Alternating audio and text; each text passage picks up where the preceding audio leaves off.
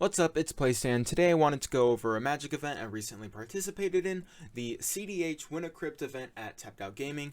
Now, I haven't really done an event like this before. I've played in Friday Night Magic with Commander and CEDH, so I was a bit nervous leading up to it. I decided to play my Sisay deck, which I've been playing and enjoying for a while. So Sisay, Weatherlight Captain, it's a pretty popular, pretty flexible deck. 5 colors.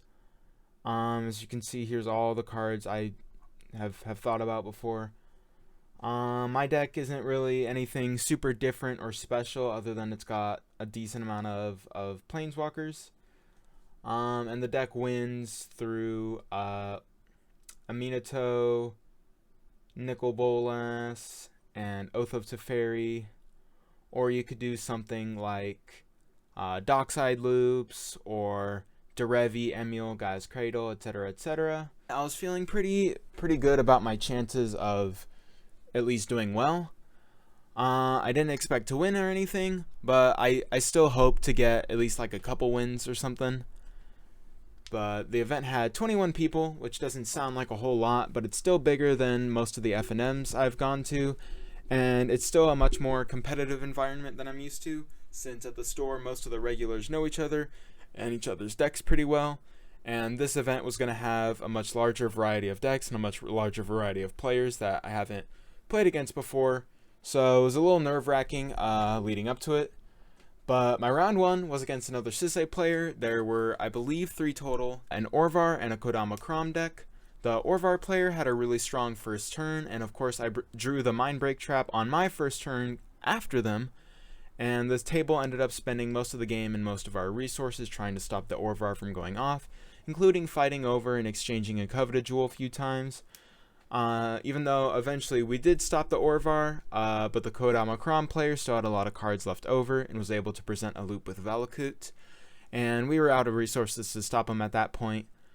That game I could have done a couple things a little bit better, but I don't think it would have helped too much in the end, and even though a loss in the first round didn't feel great, it still wasn't a bad game.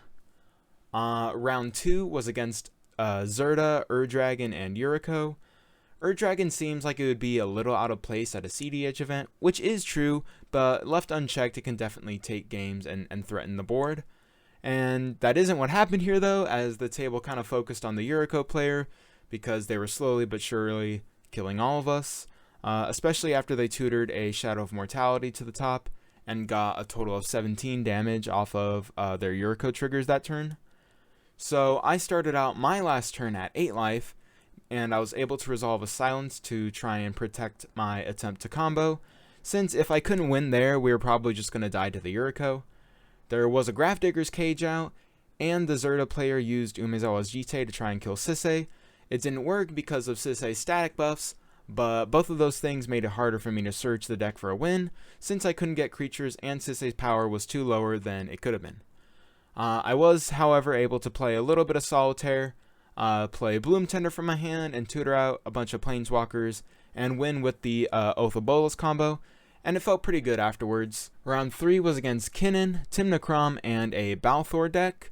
I was a little worried going into it since I had only a pretty vague idea of what Balthor is trying to do, and I didn't really know what to look out for. But my starting hand was pretty solid, and I was going first. It had a Mana Dork, Vamp Tutor, and Dockside. I ended up having to use Vamp Tutor on the upkeep of my third turn instead of the end step before it, because the Balthor player had a Mesmeric Orb, so whatever I tutored I would have just milled when I untapped. But I still ended up tutoring for an Emil with the tutor, and the previous turn I had drawn a Gilded Drake, so I cast the Dockside to make 6 treasures. I used 2 of those to Gilded Drake the Kinnan, and so now my treasures could tap for 2, so I used 2 more treasures to cast Emil, and then the last 2 treasures to start a loop to make infinite treasures, and that ended up getting me the game, because infinite treasures you could just cast Sisay and then get whatever you want from your deck. And then round 4, the last round, because there were only 4 rounds, round 4 was against the third Sisay player, a Tevesh Krom deck, and Ragavan, which was kind of cool to see as a commander.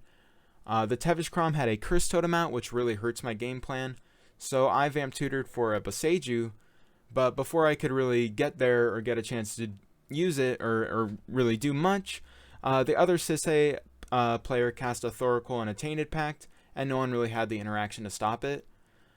I wanted to have the Boseiju in hand before my next turn, so I had to Vamp Tutor early, but even if I still had the tutor, I really didn't have any way of drawing whatever counterspell I could have grabbed anyway. It's a little anticlimactic, but oh well, that's what happens. So I ended up placing 5th with my record of 2 wins and 2 losses, and the event cut to top 4, which kind of sucked because I'm like really close, but not quite there. But overall, I still think I did pretty well, and I'm happy with my performance. I definitely want to do more events like it in the future, since I had a lot of fun, and I could also get more experience against a wider variety of players. But anyway, I hope you liked this video and found it somewhat entertaining, a little interesting. And let me know what kind of stuff you want to see in the future, and I'll see you later.